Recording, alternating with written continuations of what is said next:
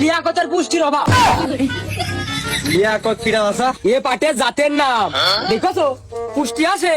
ওই এ পাট 1200 টাকা করে নিবানে। লিয়াকতের পুষ্টির অভাব, তা লিয়াকতের ভিটামিন খালি হয়ে যায়, তাই এ পাটের জাতের নাম আবার লিয়াকতের পুষ্টির অভাব দিয়েছ কে?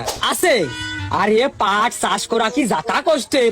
প্রথমে বীজ কেনো, ভুই পাকাও, ছাড় দাও, তারপরে পাট বুনে হচ্ছে বাসক দাও, কাটো, মুঠ বান্ধো, পানির কোলে ঘাটাও, জাগ দাও, মেলা নেটা।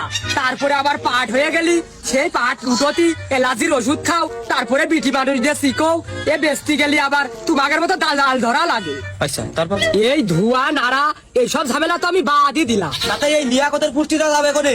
এই লিয়াকত ছেমড়াটা আর্থিক ভাবে দুর্বল। তোকের বিষয় পাট লাগাতে গিল, জোন টোন নিতে পারেনি, একা একা কাজ করতে খাইছো ঘামিয়ে গেছে। ওরে ছেমড়াটা আর পুরো চিকুন হয়ে গেছে। ওই ডাক্তারের কাছে গিল, পরীক্ষা নিরীক্ষা করে দেখলো ওর পুষ্টির অভাব। সে ডাক্তারে কইলো যে তোমার খাতি হবে আর বিশ্রাম নিতে হবে। আহারে লিয়াকত ছেমড়াটা হাউস করে পাট লাগিয়ে এই ঘান গিরিতে শুকিয়ে একবারে পাতা লেগে গেছে।